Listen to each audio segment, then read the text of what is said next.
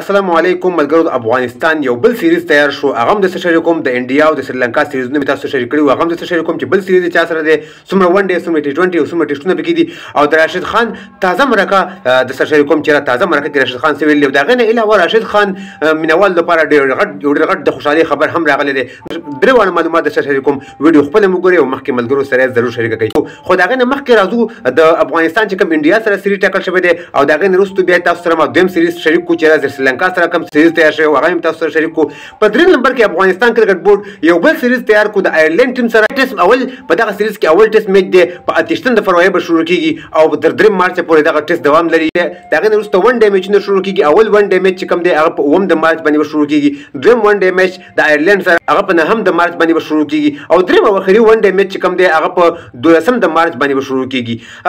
دغه نه وروسته قرار شو د ټي 20 سیریز چې کوم د آیرلند سره ټاکل شوی په 15 مارچ باندې اولنی ټي 20 میچ دی په 19 مارچ باندې دویم ټي 20 میچ دی په 13 تاریخ باندې دریم ټي 20 میچ دی دا د افغانستان یو بل سیریز تیار شوی سره د غټ سیریز دی 3 ون ډے 3 ټي 20 یو ټیسټ او دغه نه وروسته بیا د آیرلند سره 3 ون ډے 3 ټي 20 یو ټیسټ د دې سیریزونو د افغانستان ته ډېره غټه فائدہ ملایويږي چې افغانستان په دغه سیریز کې د آیرلند خلاف چیرې نوی لوبغاړي باندې پکې ولوبي دغه د افغانستان په ګټه باندې تمام شي راځو د نمبر باندې د راشد خان مینوال لپاره یو ډېر غټ د خوشحالي خبر ده چې راشد خان چې کله د ملا اپریشن کړو دغه نه وروسته راشد خان خپل نیټ پریکټس شروع کړی په تصویرونو کې تاسو تخکاری په سکرین باندې دوستانو هغه خپل بولینګ هم شروع کړی دی بولینګ هم کوي او هغه تقریبا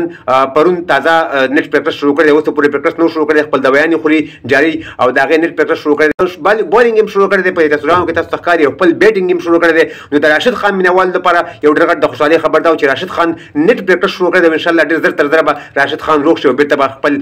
ملي ټیم ته راوګرځي راشد خان په اړه سره دریم خبردار شریکوم چې راشد خان تازه مرکه کړې ده د انډیا د میچونو مخکې هغه مرکه راځي چې راشد خان دغه مرکه په ګډه سره وورو بیا وروسته نورې خبرې کوو سلامونه ګرانو هیوادوالو تاسو ټول د هیله ده چې خپل دعا کې مه هېروئ ان شاء الله زموږ هدف کوشش هم دی چې ښه وځلیږو لوبې وګټو او وطن ته خوشحالي راوړو نو ان شاء الله لوبډله ټوله آماده ده او په دې هیله چې یو ښه او مثبته سیریز ولرو دوستانو د راشد خان مرکه تاسو واورېدله چې موږ انډیا ته رسېدلي وو او انډیا سره چې زموږ کوم سیریز دی ټول افغانستان ملت نه دا غوښتنه کړې چې موږ ته دعاګانې وکړي چې د انډیا سره چې کوم سیریز دی ان شاء الله دغه سیریز کې لکان ښه پرفارم وکړي او دغه سیریز افغانستان په خپل نوم باندې کې کولی شي افغانستان چې انډیا ته ماتې ورکړي د ټي 20 یو فیورټ ټیم دی نو دغه د کرکټ په اړه باندې درې تازه معلومات وکړو تاسو هم د راشد خان په دغه